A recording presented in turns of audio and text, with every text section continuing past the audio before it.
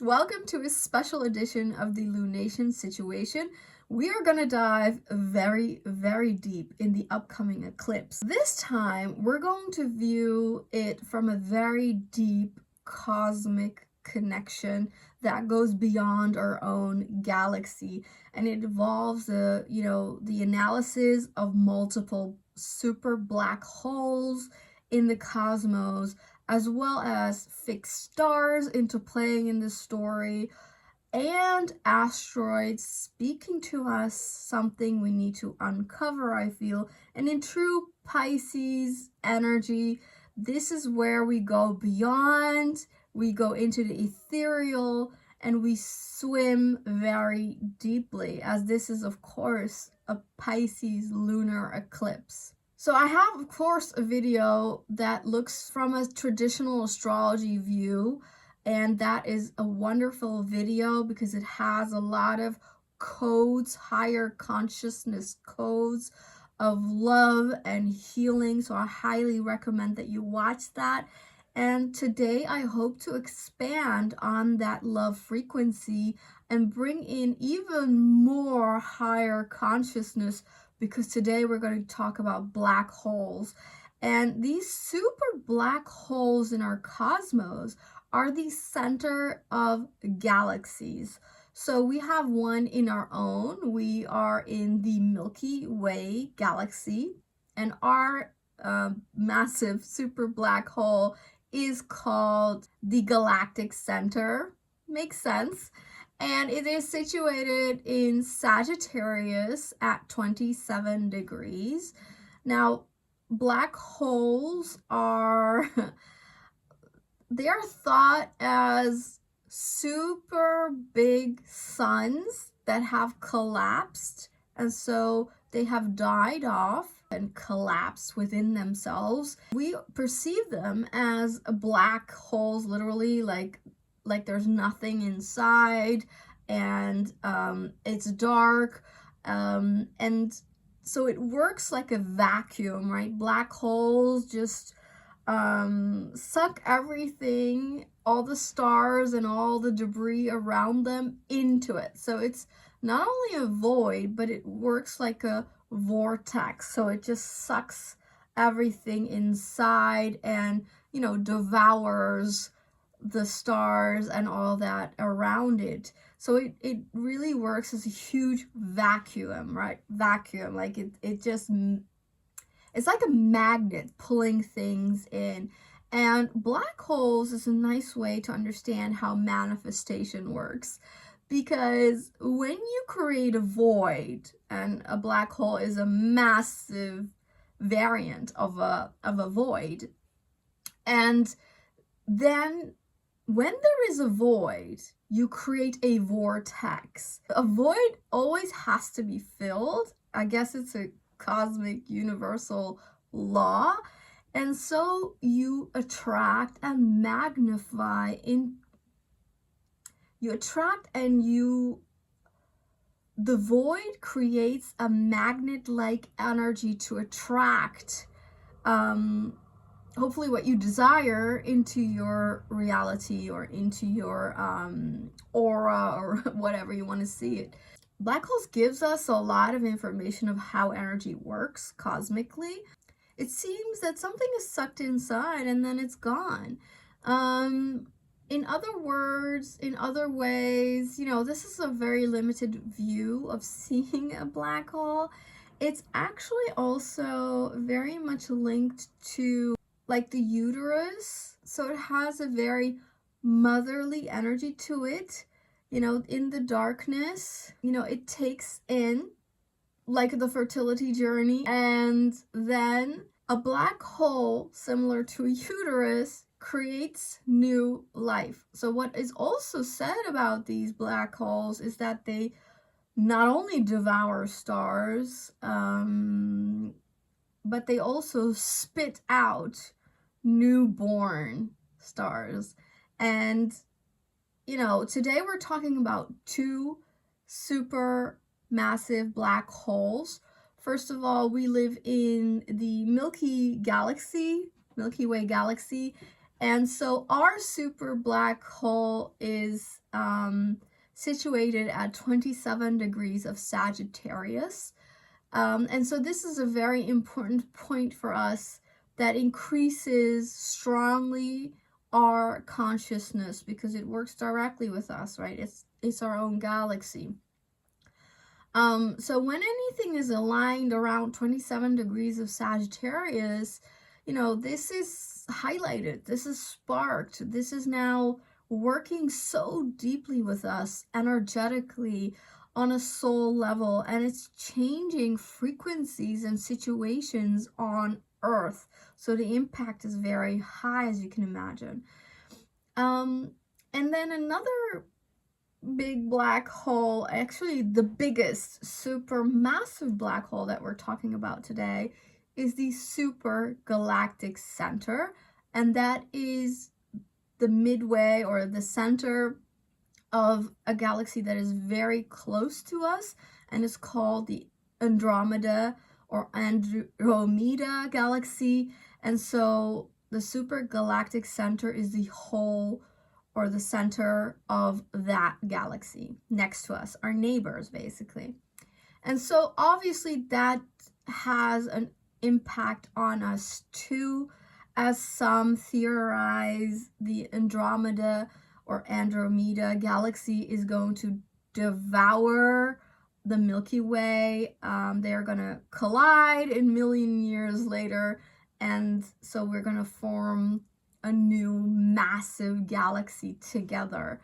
So, from a futuristic future perspective, the Andromeda galaxy is very relevant, also because they are our neighbors. So the supergalactic center is situated at 2 degrees of Libra. Now, why do I say all of these black, deep stuff?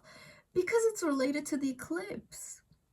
The eclipse, and specifically its ruler, Neptune, is affecting these black holes, these massive centers of 2 big galaxies, one our own Milky Way in Sagittarius, the other our neighboring galaxy, which is huge, and that super massive black hole is huge, and it's indirectly also managing our space. So, that's in Libra, which is opposite this Neptune. And, the galactic center that is our Milky Way, that's squaring Neptune. Now, in itself, this is a T square, right? And it's pointing to our galactic center, our massive big hole called Galactic Center at 27 degrees of Sagittarius, which means that we are embarking on huge consciousness upgrades. This is no surprise. Anyone listening to me for a long time knows I've been speaking about this, but it's also because Neptune has been really playing with these energies, but it is stronger now than ever before. And obviously Pluto in Aquarius is a huge part of this story. Uranus, which is obviously the ruler of Pluto in Aquarius, going over Taurus, which is our basic earthly reality, our senses, our 5 senses. We're massively being upgraded since a couple of years, okay? And I'd say we're at a crescendo period. With this lunar eclipse, there is not only something occurring on Earth, I'd say that it's a huge cosmic alignment. If everything is energy, right, that quantum perspective, and if, energy is interconnected, as the quantum science tells us, and it's something I personally believe in, then, obviously anything happening on Earth, like an eclipse, which is related to our sun and moon, so it means our solar system, which is tiny, tiny, tiny if you look from a cosmic perspective. That tiny little situation of a lunar eclipse occurring on Earth is actually having a ripple effect on the cosmos as well. And so it has a ripple effect to the black holes, and then the black holes have a ripple effect back to you know, our situation with this lunar eclipse. This lunar eclipse kind of opens a huge portal, even though it's an ending theme when you talk about a lunar eclipse, right? Usually it's about things being dissolved, being removed, things coming to an end and a closure. And I think a huge part of that is like really die-hard, deep, frustrational, slow 3D energy. So, you know, very heavy material world where you know, people bought into that reality and things happened slowly, and there was a lot of suffering, and the energy was very low. That was very hard 3D life. But as you have noticed, you know, since quite a while, the energy has been changing massively, and the energy has become lighter, slowly but surely. And so it's not only becoming lighter, the consciousness, our awareness is expanding. And so we're not buying into certain beliefs anymore. And so, you know, the entire energy then lightens up, and earthly energy lightens up as well. So I feel this Neptune lunar eclipse, Pisces lunar eclipse, is just a telltale to closing of that chapter of earthly, like, heavy density life. And with this cosmic alliance, or alignment, I should say, it tells us that there is a huge process going on. And if you look further into the future and you take into account, for instance, 2025, when Neptune is going to go into Aries, and it's going to, you know, coincide more so with Saturn, the ruler of this 3D hard material world, also going into Aries together with that Neptune that rules this eclipse, means it's directly going to oppose the super galactic center at 2 degrees of Libra, right? Which is our neighboring galaxy's black hole, in the Andromeda, huge Andromeda galaxy. So I think every ending is a beginning, and so simultaneously there's a lot going on. We are, with this eclipse, closing out a huge chapter, also a huge chapter in our soul's journey. And I have always felt, when I looked at this energy, and now that we're coming closer and closer into it, it's an ending of a lot of karmic contracts, okay? But ending of a karmic contract means there's a new sort of karmic cycle starting. And that will be the journey of Neptune and Saturn moving into Aries and being opposite Andromeda galaxy, the black hole in that galaxy. This is a lot to deal with, so I hope you're open and ready to go deep and to take on a lot of information. You know, Jupiter is in Gemini, so we're all actually ready to, you know, receive a lot of information. And you will in this video, because not only are these black holes significant in themselves, within themselves, but this supergalactic center in the Andromeda galaxy requires us to understand the Andromeda energy. I have spoken about this in my Algol Medusa video, and actually Medusa is directly associated with this lunar eclipse as well. It's right next to the sun, so it's something we need to unpack as well, because Uranus is still around the Algol degree. So we're definitely working with that as well. It's a good video, so I recommend you watching that one as well. And in that video, I talk about the Andromeda story because it's directly linked to the Medusa story. You know, Medusa has always been villainized and demonized for who knows what, because in fact she's not a demon. If you look at the story, she was just victimized over and over and you know, blamed for being a victim. So in fact she kind of suffered a lot, but in her death there was a huge release and a huge cleanse and a huge transformation and purification. She purged all that negativity with her death. And the facilitator of that journey was Perseus. And Perseus, you know, eventually was able to capture Medusa and murder Medusa, but it helped Medusa to, you know, liberate her energy. And she even, you know, there's a testimony to this because she kind of thanked Perseus by, you know, birthing in her death a winged horse that he mounted and used to catch Princess Andromeda. And so Princess Andromeda was a victim as well, you know, by her mom and dad and a huge sea monster that was about to devour her. And so Perseus saw her somewhere in the sea, chained to a rock.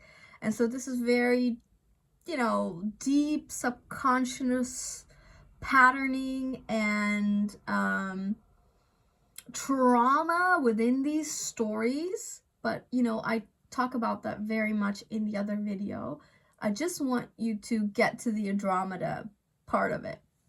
So Perseus sees her in the sea, you know, a victim chained. He doesn't know her, but when he saves her, he sees how beautiful she is. And, you know, he takes her to be his wife. And the story goes that they live happily ever after. And she's Princess Andromeda, so, you know, she's royalty. But the key here is that there is wonderful love between these two people. And analyzing the Medusa and Algol situation, Algol is her decapitated head, you know, currently situated around 26 degrees of Taurus. So if you have anything around 26 degrees of Taurus, this speaks to you directly, and Uranus is going over it. So you're being totally awakened to the story and to the meaning behind it.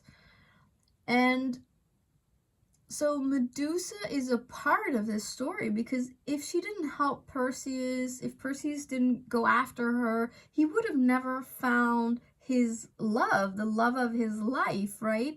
So it's a weird story of releasing a lot of hurt, of healing trauma, of purging and transforming, I suppose, your emotional state. And, you know, Perseus is also called the hero, you know, because he murders that demon called Medusa, or actually is he a hero because he liberates the Medusa victim energy, right? And as I said, she helps them. Her pure energy, her healed forgiveness, her love makes this wonderful fairy tale kind of love happen. Now, this is relevant because, as I said, from this lunar eclipse in Pisces, together with its ruler Neptune at 28 degrees of Pisces, this is working with the super galactic center, the super massive black hole of the Andromeda galaxy, okay?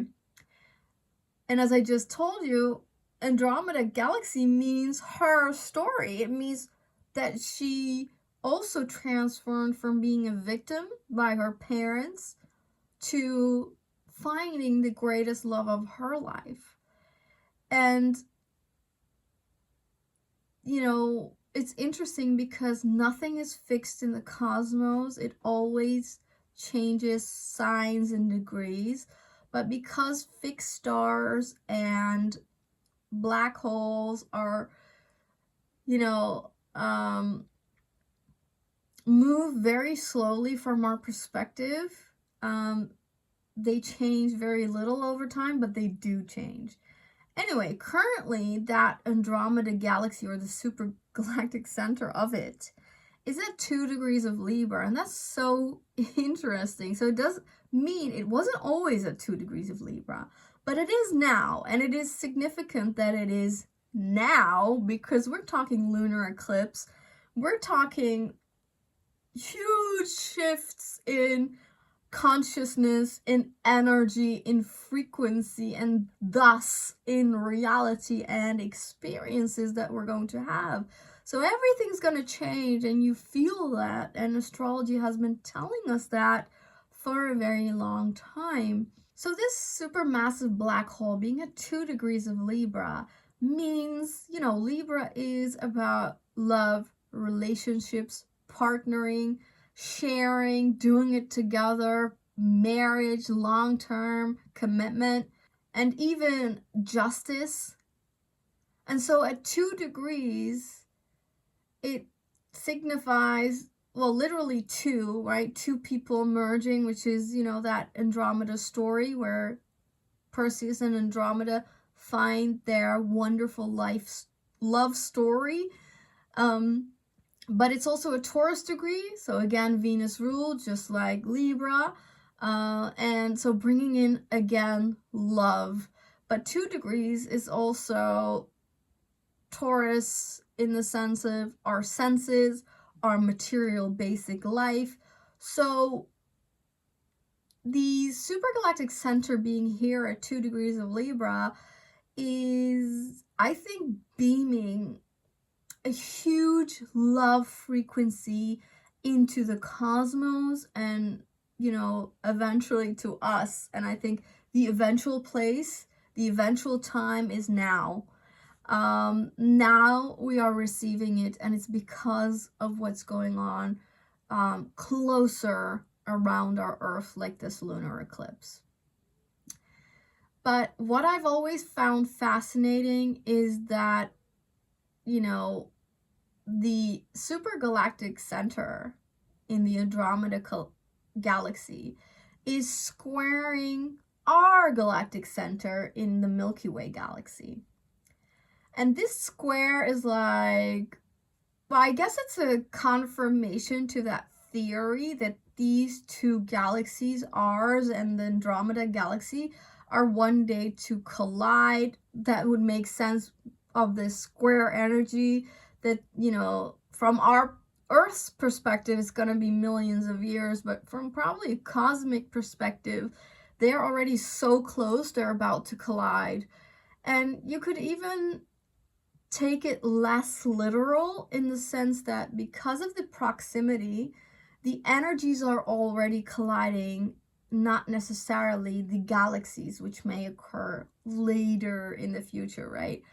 So the energies of the Andromeda galaxy, which is higher love, committed long-term relationship, especially here in the Libra, right? 2 degrees of Libra, squaring the Milky Way galaxy, which I suppose did not receive a lot of this high, committed, you know, soul level, pure unionship like the Andromeda fairy tale story, right? So apparently there's a struggle with what is in our galaxy, which is maybe not that loving, not that evolved, not that pure, but the Andromeda galaxy is. So we're being beamed with this love frequency, and it has to change life on Earth. It has to change even the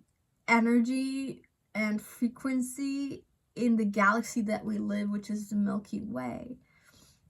Now, here comes in a theory of an astrologer that I really loved listening to. She's called the Cosmic Space Witch. And actually, I wanted to make this video with her. I wanted to interview her about this because, you know, a part of this is her theory.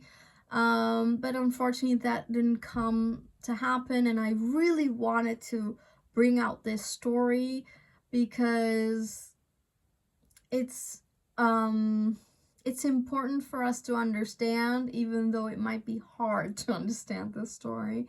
But I really wanted to put this, even like a frequency out, so that we become more and more aware of what's going on. I think we can sense a lot of this, but now you get the, you know, the informational backup to be like, okay, so this change is real, and so these feelings that I have and these deep emotions and this feeling of change is here to embark a real different way of living life than, you know, long time ago. This is just going to change the reality. It has to. And, you know, obviously it wouldn't hurt to bring in a lot of love frequency into this galaxy and into our earthly reality, right? So anyway, the Cosmic Space Witch comes with a really interesting theory that is connected to the Galactic Center, which is our massive black hole in the sign of Sagittarius currently, right? And she linked it to Polaris, our fixed star Polaris, which is the center of, you know, the sky. It is, for a long time in history, used as a navigational star to know the true north. And, you know, Polaris is at 28 degrees of Gemini, which is in opposition to our galactic center in the Milky Way. And so she sees it as a pillar of consciousness, you know, because they are connected like a tunnel in between. And so Polaris for a long time has been showing us, guiding us into higher information, finding our truest path, bringing some of that love frequency of the cosmos, the higher consciousness into our reality, or at least into our minds, because Polaris is currently in Gemini, right? So it has been working with shifting our mindset, and especially because of the opposition, to bring in the cosmic, you know, knowledge and frequency of that super black hole in our Milky Way.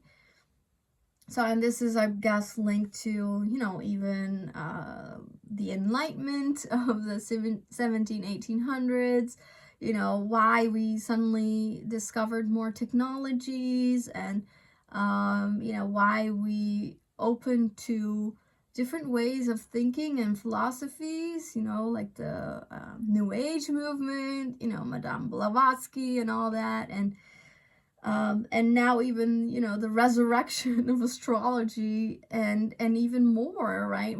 Massive changes in technological terms, but also discovering more about human nature and even psychology, right?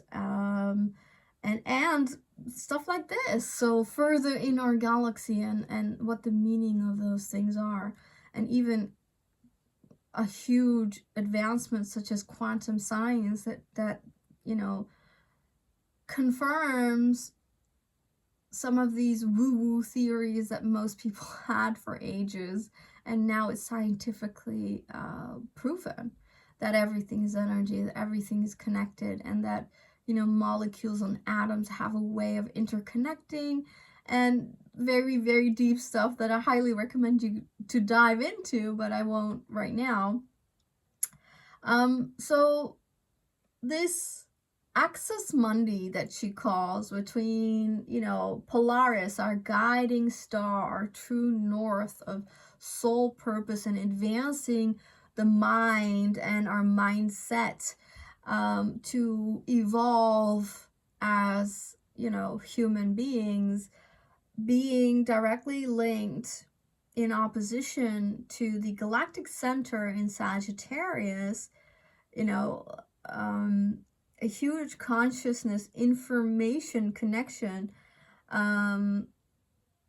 that, you know, one part obviously is on Earth or around Earth. Polaris is, you know, visibly in the sky, and on the other side, the supermassive black hole that, you know, is not visible to us, at least not with the naked eye, and is significantly further away because, you know, if you ever have seen the picture of the Milky Way, we're like at the at the outer circle or somewhere. So it's a push-pull between cosmic information and then very earthly based information. It's more material based on Earth, as you can tell. And so this axis mundi that she says is, you know, was in the sky for a very long time, this opposition between Gemini and Sagittarius. And they have always, for a long time as well, been creating a T-square to the supergalactic center in the Andromeda galaxy at 2 degrees of Libra, right? So this is a T-square in itself, putting, as I said, a lot of pressure and a push for energies in the Milky Way, and thus Earth, to increase loving frequencies, increase healing energy, to expand our minds and hearts on a much higher level than all of the other things that we have experienced until now. So the requirement of huge evolution in energy and frequency. And so obviously, as you can tell, this is an intergalactic thing. So it's a massive cosmic event. Just this T-square, which is ongoing for hundreds of years probably. The intensification of this, why I'm talking about this right now, is because there is now a mutable grand cross occurring between this eclipse, right? This eclipse at 25 degrees of Pisces and its ruler at 28 degrees of Pisces is in a way T-squaring Polaris. Our true north is changing. Our mindset needs to be upgraded, and we're receiving a lot of information, having access to information that was never before accessed. And then you have the square to the Galactic Center, which is the center of our Milky Way galaxy. Now, this is upgrades in consciousness, right? To be received on Earth. So this is more earthly energy. The top and the bottom is a deep cosmic energy. But now we have, because of this eclipse, a grand mutable cross. And I just find this so fascinating.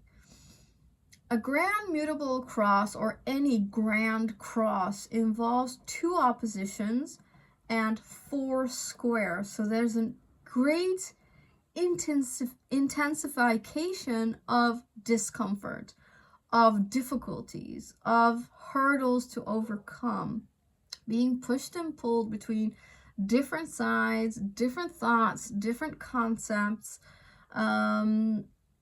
you know, wheeled back into the old material way, the density that was on Earth, versus being pulled into, you know, very high frequency love concepts, and then how to bring that in. And then, you know, because some of these energies are coming from way different galaxies, right?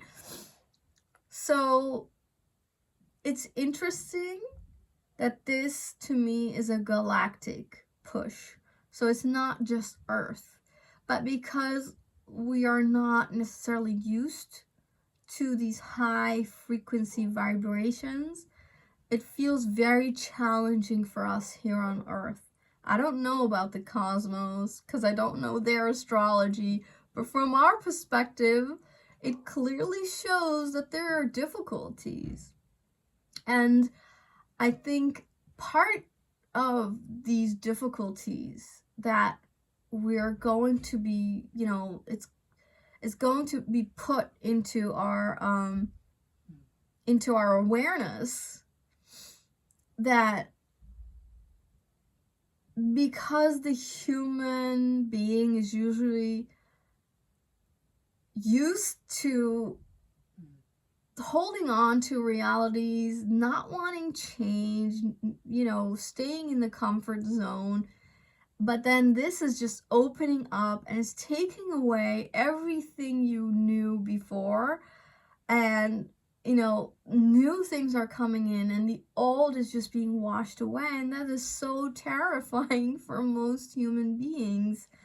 Except that actually there's a huge, beautiful transformation going on with, you know, the galactic support, I want to say, but it's really galactic push to move on up, to receive higher and multiple perspectives, to see the unseen, to believe in synchronicities, to believe that magic is real. Just because you don't know how it works does not mean that it's not there. It's just a massive awakening energy, I feel. Massive consciousness upgrades. And the Pisces energy tells us that it's working on the subconscious level.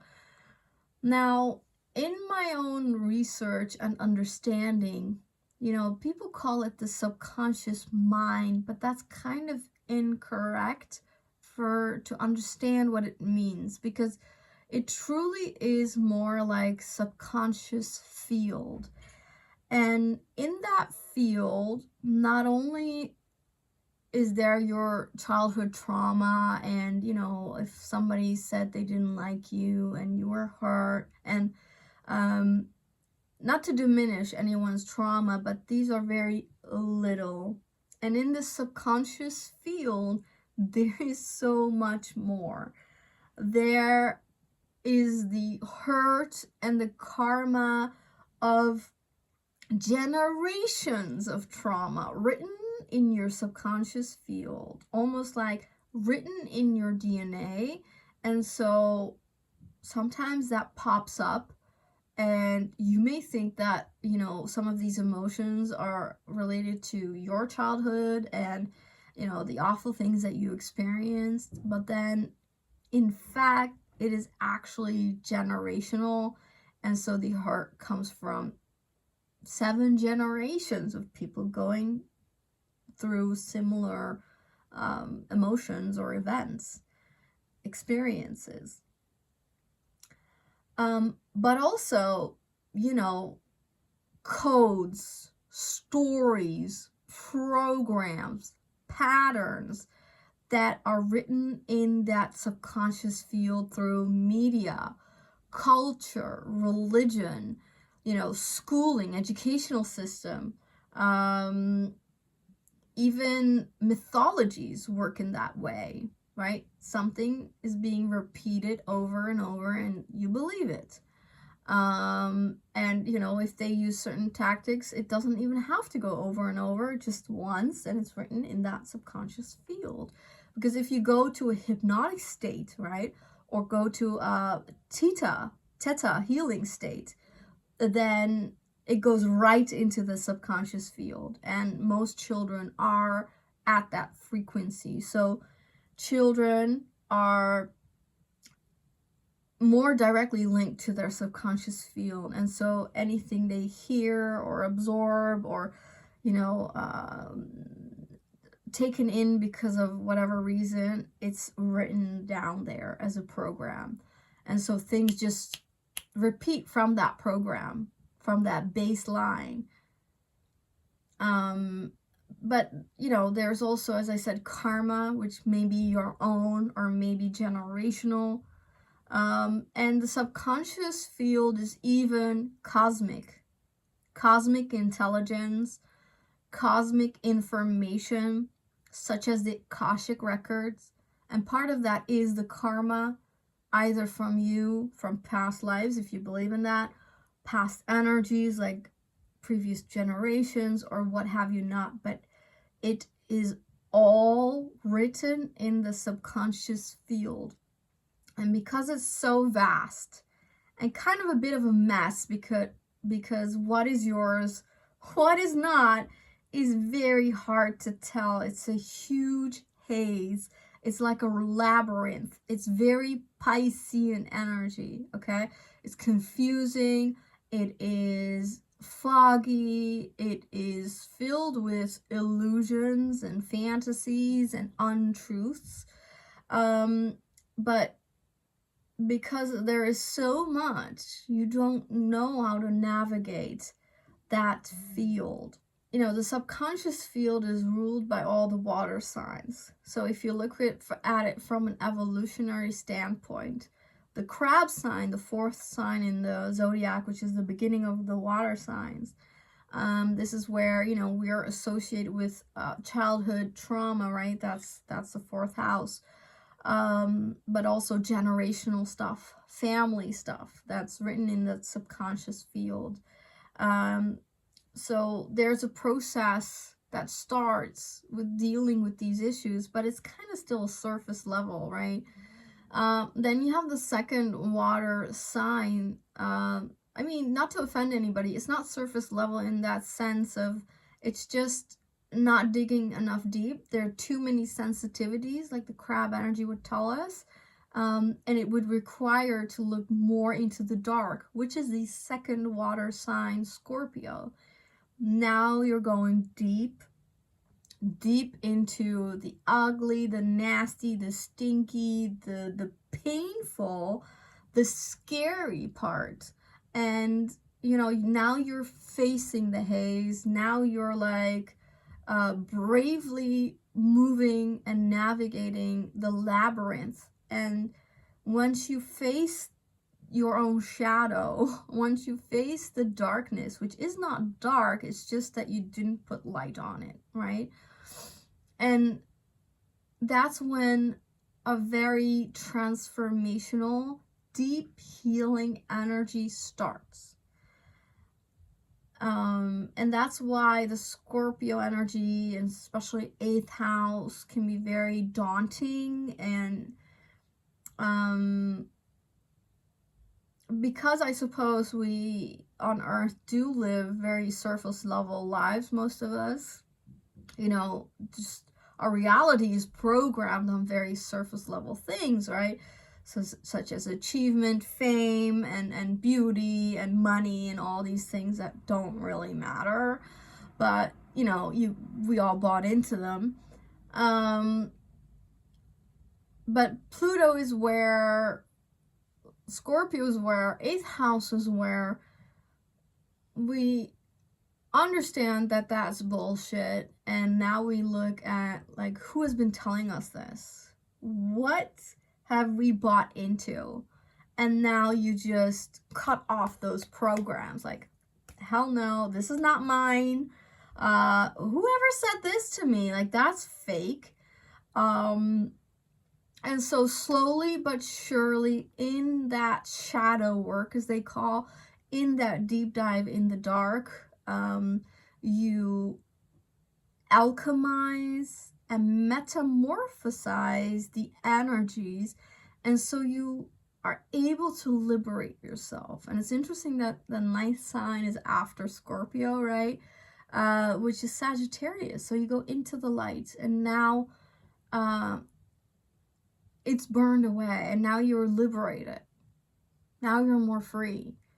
So the darkness is a huge part of clearing out your subconscious field. And then, even then, it's still a huge journey. That's just the beginning of a very deep healing part. I would say maybe the crab energy, the first water sign, is where you start to acknowledge, like, mom hurt me, you know? Like, I have bad relationships because my father wasn't there. Like, that's why I meant surface level. I didn't, again, don't mean to offend anybody. I'm a crab ascendant, so, I don't feel offended myself. This is not about that, okay? This is not about the ego at all. With Pisces, there is no more ego, it goes way beyond. And so let's step up in that journey. The healing journey has to start with the acknowledgement of whatever has been going on. You have to start somewhere. It's fine to, in that sense, to point the finger at your mom and dad in the beginning, or family in the beginning, because usually did start there in this lifetime. But then when you come to the Scorpio, you understand it's much deeper, and it's nobody's real fault. It's just that you're in charge. The power is within you to break away from these shackles, because most of it is just not your luggage, your heaviness to carry. And so when you disconnect, you deprogram from those things, that's only just a part of the journey, right? That's only the second water sign. Now you have to go to the third and final water sign, which is also the final sign of the zodiac, Pisces, where the journey is completed. Because now, not only have you faced the dark, dismantled it, came into your power and all of that, now with Pisces, you swim even deeper. And now you know there is nothing to hold on to, and the truth is surrender, and the truth is trust, and the truth is that you are a soul, that there is more to life, that there is a huge unseen, undiscovered part of life, and now you swim in that. Now you discover what that means, right? So you understand synchronicities better. You are highly telepathic now. Now you tap into, with the Pisces energy, into psychic abilities, into dormant DNA that gives you powers you did not have before, because you cleared away the dark, you cleared away the unnecessary, you did the healing part that was meant to be on your journey. But with the Pisces, you can now go way beyond. You can go into the vastness, because in a way you found the truth. And that is knowing who you are, because that's the power that the Scorpio transformation gave you, right? That's the Pluto transformation. Now you know who you are. You're standing in your own power. Now you understand. Pisces gave you the lessons to surrender, to trust in what? Well, first of all, yourself, your intuition, and that is linked to more, right? There's more around you, and that's what you understand. So now you swim the waters of divinity. Then what else is there more of? How does this magical reality work? And so you come closer and closer to really high concepts, right? Like forgiveness, like unconditional love. And then suddenly you start to become love and be love and wanting more love and more love, because it's a very expansive energy.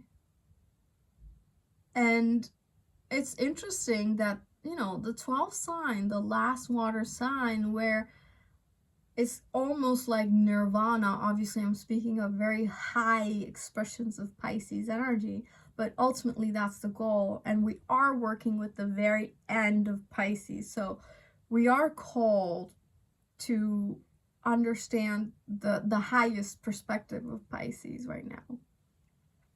And so we come into a state of nirvana, and we come into an oasis of real truth, and so a new journey sparks from that understanding, and that's the Aries. Because everything is a continuation, right? It doesn't necessarily stop with Pisces, it just starts a new improved or just a different awareness of a cycle. And again, that is linked to 2025 when this Neptune moves into Aries with Saturn and a new journey starts. So I hope you have understood from a deep soul perspective in yourself how the cosmic energies are pushing us severely. The Libra supergalactic black hole means we are burst with loving frequencies, forgiveness, higher union, you know, living from love, and just very, hopefully from now on, very high frequency relationships where we understand that love is so valuable and so much more and so important than what we have ever been taught. And love is not just an intimate relationship, right? Everything is love. Taking care of your loved ones, taking care of your pets, of your garden, everything is love. When you encounter people on the streets, you know, the cashier in the supermarket, you know, anyone, you beam kindness, you are love. That's the goal. That's the push. I know most people are not there. You know, I'm on that journey. I can't say I'm there, but it's a huge evolvement from previous years. And so the Libra is definitely that push, I feel. Then the Sagittarius is liberation, right? Like I said, into the light, into learning, into becoming so high in education and knowledge, in your belief systems, in, you know, evolving what you believe in, that you can become the teacher, that you can, in a way, become the healer, become free and liberated, and to enjoy, to have more fun on this journey, to take it lighthearted, to be able to see everything as an adventure, and to incorporate more humor into your experience, and how that is very high consciousness. And then the Polaris in Gemini, as I said, is a huge mental mind upgrade of how we think, of how we operate, the words we use. All of that is under extreme pressure of improvement. And once this cosmic grand cross is beaming strongly, like in this lunation, and like in 2025, you know, a cross to me is always a wheel, and now it starts to turn. And that's, you know, as the world turns, as the karma turns, as this journey comes to an end, we embark on a new journey. And as you can tell, that will go through a lot of changes. The only thing that you can consciously do is to be open to receive and to not doubt this information, these frequencies, these developments that you receive within yourself, within your body, within your mind, within your energy. Honor that, know that it's true, that these upgrades are as real as anything else, and that you may be challenged in this, but that there is a great reward. There's a great reward in healing. There's a great reward in love, obviously, you know, the only thing that truly matters. And so we are on this journey to learn what that means, to live from that place, to be from that place, to beam from that place. Here are some complications to that story. Of course, the grand mutable cross is a, difficulty, as I said. There's a lot going on with the sun during this eclipse. And the sun is at 25 degrees of Virgo, right? Because it's a full moon. It's in the opposition to the moon in Pisces. At 25 degrees of Virgo, we also find something nice, and that's the asteroid union. And so again, like I said, unions are high on our radar, are high in our consciousness. We are being moved to some kind of a union energy. And that could be union of body-mind. That could be union of body, mind, and soul. That could be union in partners. That could be union in energies. In Virgo, it's earthly reality, right? Being of service. And so being in union with that energy might be also the case. But as I said, it might also be related to being kind of close to the super galactic center, beaming from the Libra energy, all that high unconditional love frequency of high partnership, loving, committed energies from the Perseus Andromeda story. But what we also have is at 24 degrees, we have Atlantis. 24 degrees of Virgo, right 1 degree away from the sun. And so the sun is, I suppose, the light version of a black hole, right? It's not yet a black hole. It's still, because they are both suns, one is dead and one is sort of alive, it's both consciousness, it's both awareness. And that means that if Atlantis, the asteroid, is so close to the sun, it means it is coming into our awareness. Knowingly or unknowingly, the Atlantis vibe is very strong in this lunation. We might have, this is very deep, but we might have sensations that come from that lifetime in Atlantis.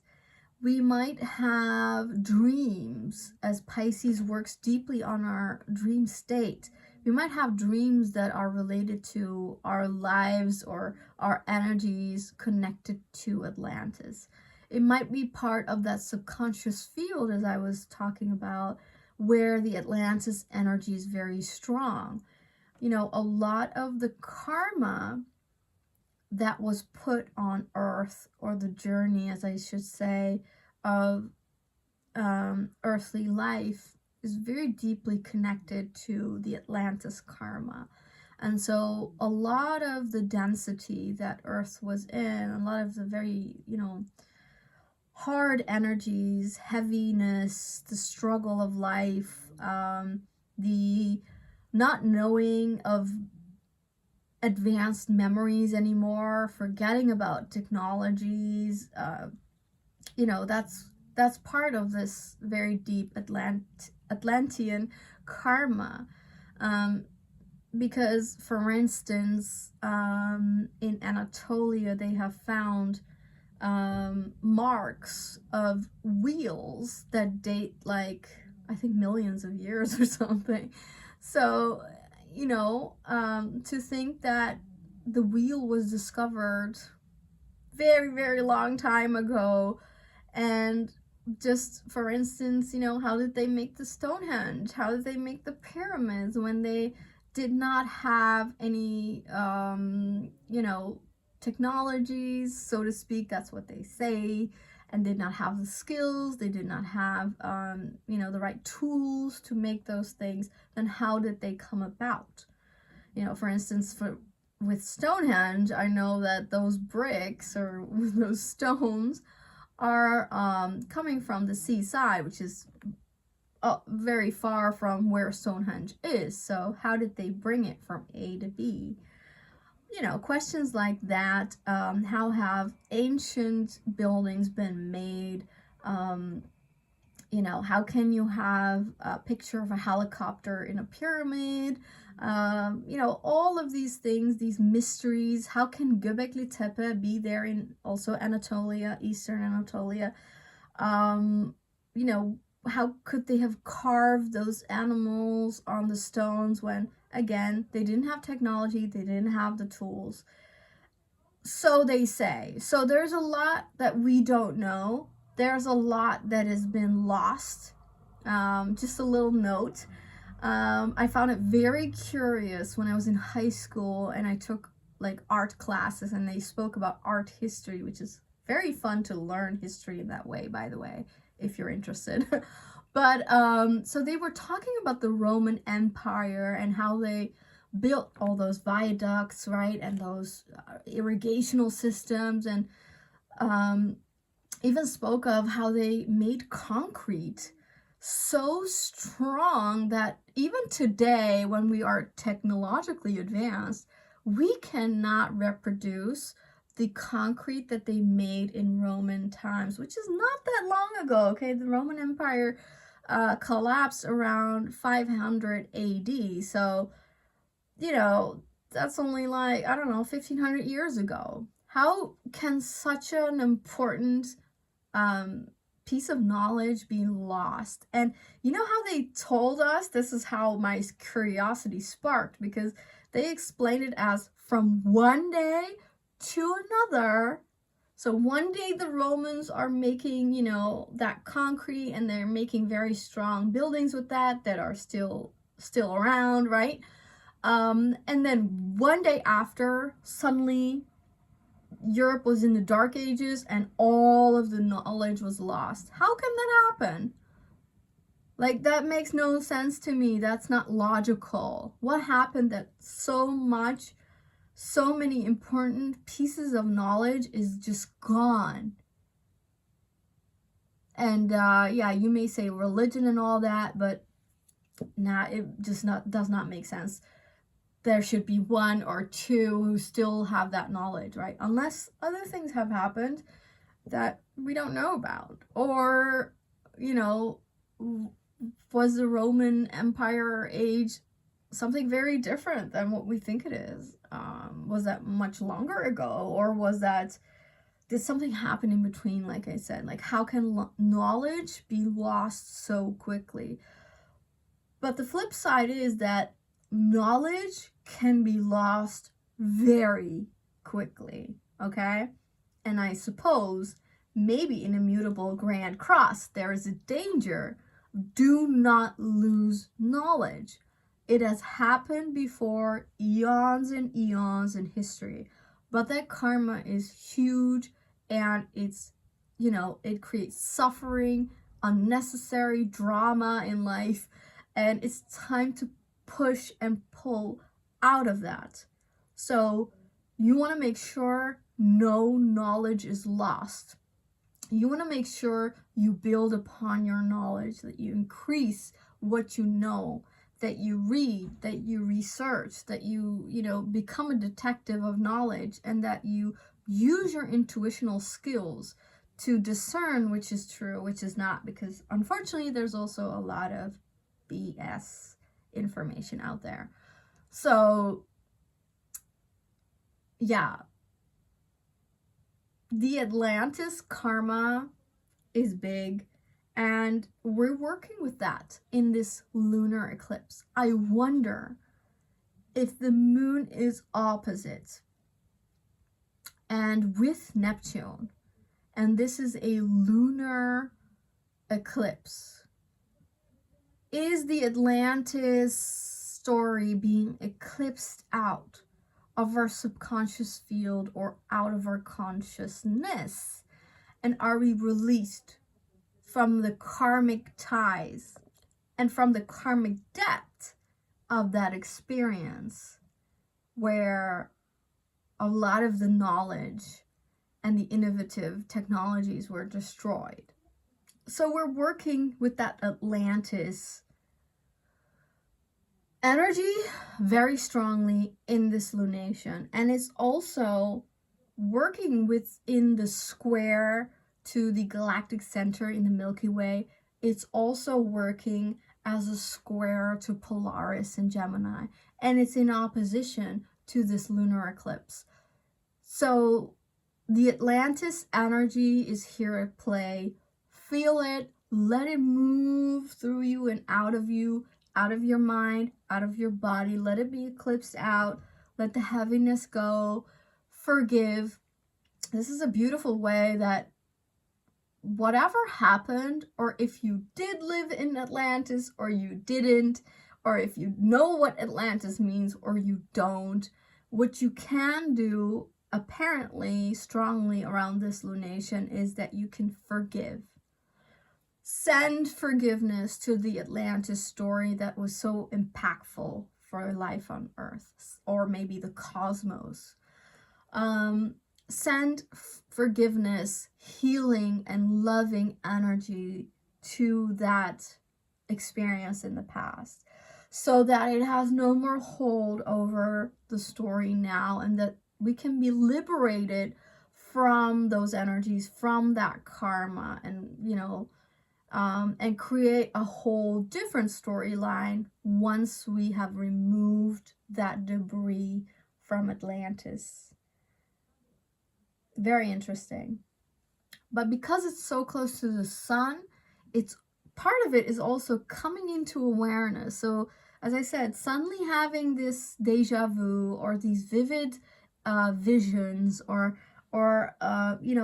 Virgo is also it's a medium energy, so you can really become very psychic with Virgo energy as well. So it's like, you might be hearing about Atlantis suddenly more, or like it's coming into your consciousness, it's coming into your mind, and so we have to process some of these energies or memories or whatever it is.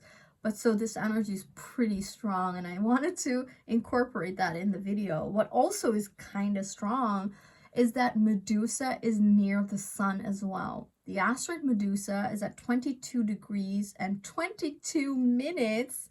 Oh, that's a very special degree. That's a degree of union as well, of partnership, of love.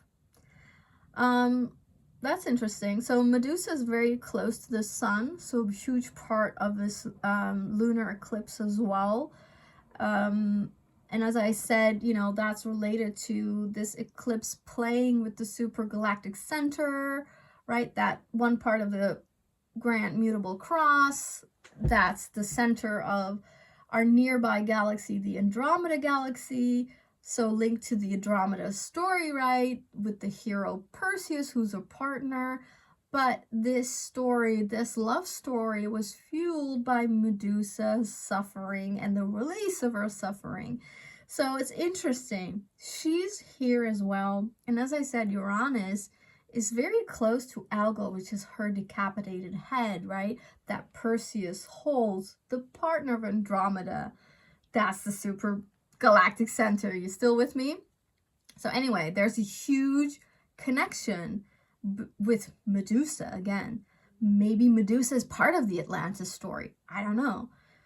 Maybe the Medusa thing happened when Atlantis was there. I don't know. But for some reason, it's working strongly with this eclipse. Maybe also the karma of Medusa that a lot of women have unfortunately been subscribed to.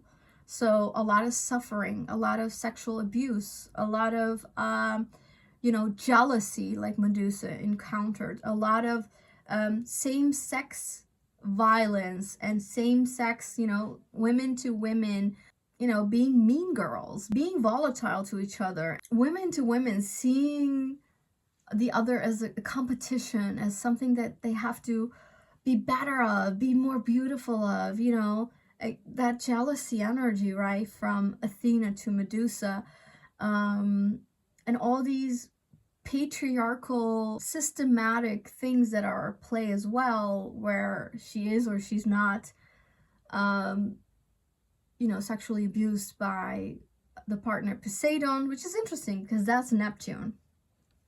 Okay. So it's a very Neptunian eclipse, which is her, you know, who inflicted the violence upon her, as they say. It's interesting that this Medusa energy is trining her own decapitated head and Uranus, because they're both at the end of Earth signs, you know, her head and Uranus at the end of Taurus, Medusa at the end of Virgo next to the sun. Again, we're also coming into awareness of this Medusa frequency, violence, abuse, especially in regards to women, to beautiful women, to jealousy, from women to women or men to women, but also the transformation of her love, creating fairy tale love.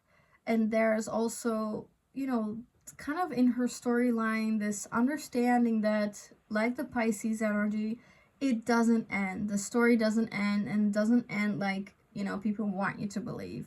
Didn't end with her suffering. No, it actually ended with her liberation, with transforming her pain and her trauma, which, you know, in the story, Medusa dies, but, you know, transforming of energy does not have to go with literal death. It's just transmuting and alchemizing that energy into something different. So Medusa was able to channel that into love. And I should say that some people say that maybe Andromeda, the princess, is actually Medusa herself, that, you know, was rewarded a second chance or so and lived her life happily ever after in love. That would be a nice story. So Medusa is being transformed. It's coming into your dreams. It's coming into your energy field.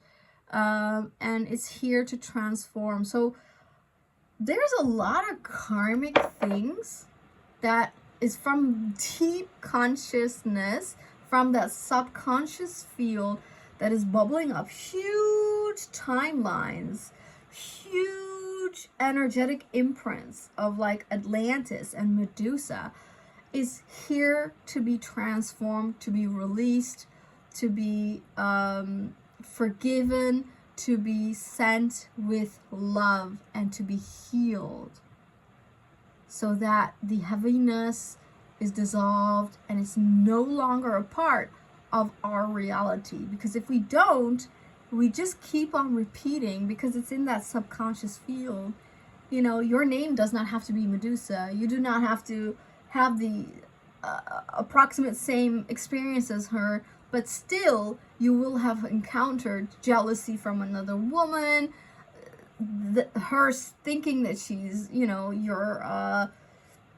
she has to compete with you or something, or these just really weird power dynamics that can happen between women, very deep subconsciously, right?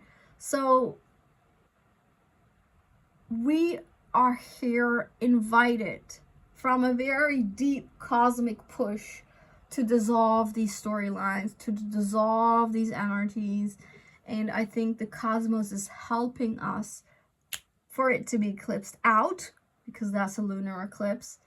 But we will feel it. We will go through some of these energies. And as I say, I feel this eclipse, even though it's a lunar eclipse and usually that's the end of the end, it's actually a storyline that will continue into 2025. So part of that Atlantis, part of that Medusa energy is here to be dealt with the coming months as well. And let's not forget that Pluto's at 29 degrees of Capricorn, and so a lot of our systematics in our reality, the hard material reality, is changing, and it's you know, a lot of disruptions may come about with that Pluto being at 29 degrees of Capricorn. So it ain't over yet, and there's a lot to go through, and this is of course also in a way a lot to feel through. And let's not forget that Pisces energy can be very overwhelming. And now that I've explained to you that there's a whole cosmic story to it, and there's a whole deep Atlantis and Medusa story to it, maybe you know now how deep the emotions go and how deep the meaning of this lunation is. And as you can hear, the massive rain, very Piscean, it is washed away. At the end, we are released, we are relieved, and we will come into the healing, into the love, and just swim through these waters of change and believe in yourself. Hold on to what you know about yourself. Care, have compassion with yourself and the loved ones, the people around you. Be kind, be the example, and know that there is a lot going on. Honor this. Take out time to be more quiet, to tap into some of these energies.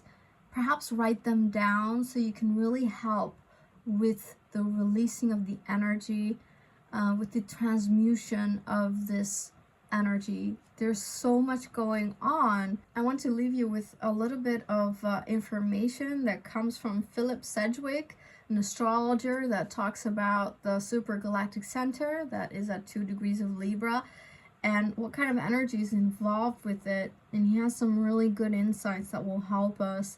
He says that if we process the super Galactic Center's blessings, then our souls are sealed and we are able to accept the karma of the role we have in this lifetime, to embark on then the realest quest there is, which is the quest for a soulmate. And he says that part of that process, to, almost retrieve your soul, to hook the soul's energy back into the body and to open up the DNA structure, you first have to clean out the hurt. You have to clean out negative emotions, social and negative social structures, or negative social patterns, right? And negative nurturing out of your memories. And that's part of the South Node being in Libra as well, which is so close to the super Galactic Center. So definitely, and the South Node and North Node is at play here because we're talking about an eclipse, right? So the nodes are still significant, and hopefully by now you have cleaned out a lot of the hurt, a lot of the social conditioning, a lot of, the toxicity, the toxic relationship patterning, toxic unions, so that you can come into the next step, which he says, the next step after cleaning out the hurt.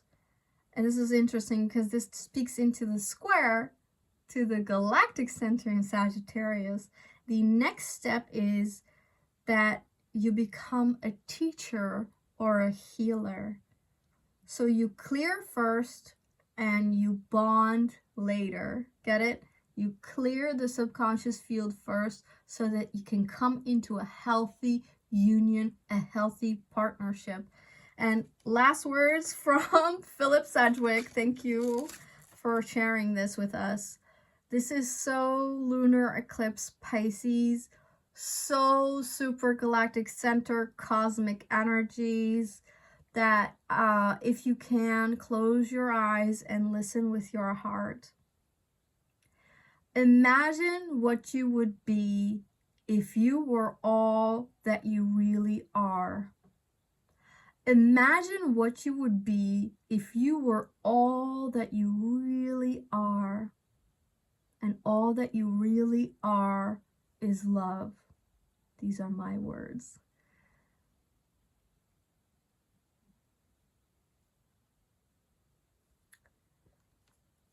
This is a wonderful, emotional, wonderful, beautiful upgrade of a lunar eclipse. I hope you can feel it now that you know it. We are supported. We are hugely supported. So feel the magnificence, tap into the magic. You are that magic. You are that love. And it's time to create a new reality where that is the foundation, love.